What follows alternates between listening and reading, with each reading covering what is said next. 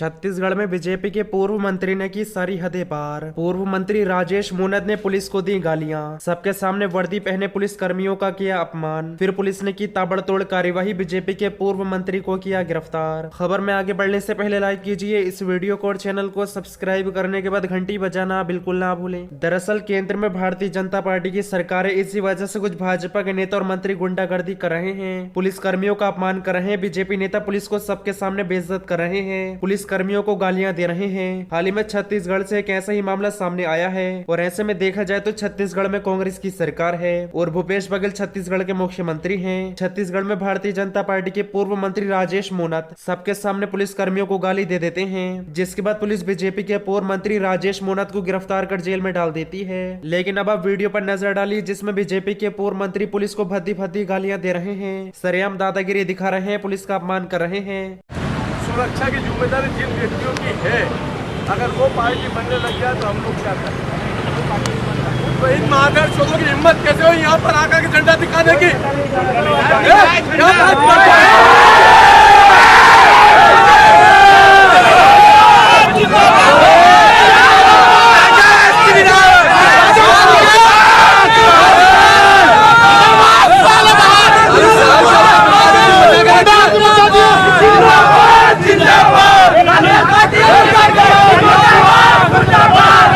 तो दोस्तों आपने वीडियो में देखा किस तरह बीजेपी के पूर्व मंत्री राजेश मूनद और उनके समर्थक हंगामा कर रहे हैं, पुलिस के सामने दादागिरी दिखा रहे हैं। हालांकि छत्तीसगढ़ की पुलिस ने बीजेपी के पूर्व मंत्री राजेश मूनद को गिरफ्तार कर जेल में डाल दिया है। एनडीटीवी ने इस खबर को लिखा भी है, छत्तीसगढ़ में बीजेपी और कांग्रेस कार्यकर्ताओं में विवाद, पूर्व मंत्री राजेश मूनद गिरफ्तार। दरअसल छत्तीसगढ़ की राजधानी रायपुर में आज खूब हंगामा हो रहा है। केंद्रीय उड्डयन मंत्री ज्योतिरादित्य सिंधिया को काले झंडे दिखाने पहुंचे कांग्रेस के कुछ कार्यकर्ता और बीजेपी के लोगों के बीच कहासुनी और धक्का मुक्की हुई। इस हंगामे पर पुलिस या कार्रवाई को लेकर पूर्व मंत्री राजेश मूनद भड़क गए। पुलिस अधिकारियों के साथ उनकी तीखी बहस हुई, जिसमें बीजेपी कार्यकर्ता और पुलिस में विवाद बढ़ गया। पुलिस ने बीजेपी कार्यकर्ताओं को गिरफ्तार कर लिया। पूर्व मंत्री राजेश मूनद को भी पुलिस ने गिरफ्तार कर लिया। राजेश मूनद ने विधानसभा थाने से वीडियो जारी किया है। राजेश मूनद ने वीडियो जारी कर कहा कि पुलिस ने बेरहमी से मारपीट की है। हालांकि बीजेपी मंत्री की गिरफ्तारी के बाद छत्तीसगढ़ में बीजेपी के नेता और कार्यकर्ता हंगामा कर रहे हैं, पुलिस की कार्यवाही का विरोध कर रहे हैं। कुल मिलाकर देखा जाए तो बीजेपी के पूर्व मंत्री राजेश मूनद को गाली देना भारी पड़ गया है,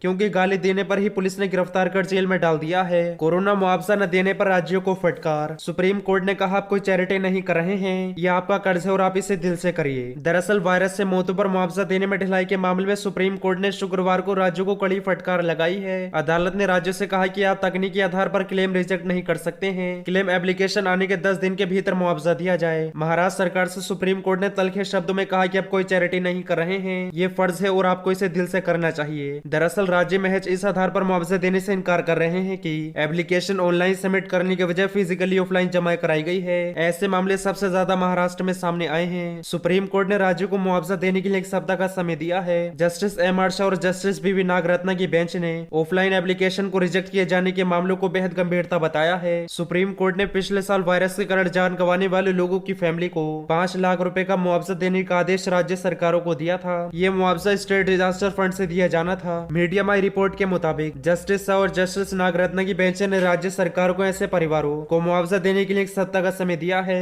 जिनके क्लेम ऑफलाइन फाइनल किए जाने के कारण रिजेक्ट किए गए हैं। बेंच ने कहा कि सभी राज्य सरकारों को हर एप्लीकेशन को रिसीव करना है, चाहे वे ऑनलाइन जमा की गई हो या ऑफलाइन। रिजेक्ट की गई सभी एप्लीकेशन का अगले एक सप्ताह में रिव्यू किया जाए और पीड़ित परिवारों को मुआवजा दिया जाए। सुप्रीम कोर्ट बेंच ने साफ तौर पर राज्यों से कहा कि किसी भी मुआवजा एप्लीकेशन को रिजेक्ट करने का अधिकार उसमें तकनीकी खामी नहीं हो सकता। बेंच ने राज्य को मुआवजा एप्लीकेशन का रिव्यू करने के लिए डेडिकेटेड ऑफिसर को नोडल ऑफिसर के तौर पर अपॉइंट करने को कहा है, जो कम से कम चीफ मिनिस्टर सचिवालय को डिप्टी सेक्रेटरी रैंक का होगा। यह अधिकारी मुआवजा देने का निर्णय करेगा।